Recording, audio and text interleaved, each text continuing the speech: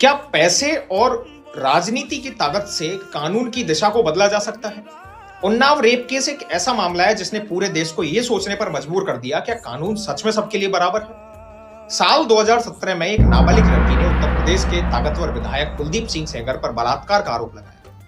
इसके बाद जो कुछ हुआ वह किसी अपराध की कहानी से कम नहीं था। धमकियां मिली, परिवार पर दबाव बना, सड़क हादसे में पीड़िता गंभीर रूप से घायल हुई और उसके पिता को हिरासत में लेकर उसकी मौत हो गई। साल 2019 में अदालत ने कुलदीप सेंगर को आईपीसी और पॉक्सो कानून के तहत उम्र कैद की सजा सुनाई, जिससे लोगों को लगा कि देर से ही सही लेकिन न्याय तो हुआ। दिसंबर 2025 में यह मामला फिर चर्चा में आया जब दिल्ली हाईकोर्ट ने सेंगर की सजा को निलंबित करते हुए उन्हें जमानत दे दी। यह फैसला सुनते ही लोगों के मन में गुस्सा आया और सवाल दोनों तरफ उठे। पीड़िता, उसका परिवार, सामाजिक कार्यकर्ताओं और विपक्षी दलों ने निर्णय का विरोध किया। हालांकि हकीकत यह है कि सेंगर अभी भी जेल में है, क्योंकि पीड़िता के पिता की हत्या का मामला भी उनके ऊपर अलग से दर्ज था। फिर भी जमानत का फैसला अपने आप में सिस्टम का एक फेलियर का बड़ा सवाल बनता है। कानून के अनुसार जब कोई दोषी व्यक्ति हाई कोर्ट में अपील करता है तो अदालत के पास यह अधिकार होता है कि वह उस अपील को निलंबित रहने तक सजा को निलंबित कर जमानत दे सकती है। सुप्रीम कोर्ट के कई फैसले कहते हैं कि उम्र कैद की सजा पाए व्यक्ति को भी जमानत मिल सकती है।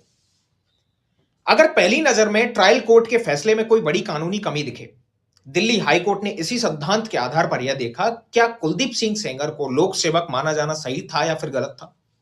यहीं से पूरी की पूरी इस केस की बहस शुरू हो जाती है, क्योंकि उन्होंने सेंगर को लोक सेवक मानते हुए उन्हें कठोर सजा सुनाई। विधायक को लोक सेवक मानने का सवाल कानूनी रूप से विवादित है। अदालत ने यह भी कहा कि अगर लोक सेवक की परिभाषा लागू ना हो तो बलात्कार के मामले में कम से कम 7 साल की सजा होती है। सेंगर 7 साल बिता चुके हैं जेल में, इसी आधार पर सजा को अस्थायी रूप से निलंबित किया जाना चाहिए। लेकिन इस फैसले ने एक गहरी बेचैनी पैदा कर दी, जिस पीड़िता के परिवार को जान से मारने का खतरा रहा, जिस केस को राज्य से बाहर ट्रांसफर करना पड़ा, जिसके पिता की मौत हो गई। क्या इन बातों का कोई वजन नहीं? अदालत ने सुरक्षा के लिए शर्तें लगाई, लेकिन लोगों के मन में सवाल यह रह गया, क्या न्याय सिर्फ कानूनी गणना बनकर रह चुका है? आखिर में यही सवाल सबसे बड़ा बनकर आता है सामने, क्या ये नियम वही होते हैं अगर आरोपी कोई आम हो, गरीब हो या फिर मिडिल क्लास इंसान हो? क्या ताकत और पहचान न्याय की दिशा बदल देती है? उन्नाव रेप केस आज सिर्फ एक अपराध का मामला नहीं है, बल्कि उस सिस्टम पर आईना है जो लोग पूछ रहे हैं, क्या कानून की किताबें सबके लिए एक जैसी हैं या जमीन पर उनका मतलब अलग अलग भी हो सकता है? अब सवाल आपसे है, क्या ये केस वास्तव में कुलदीप सिंह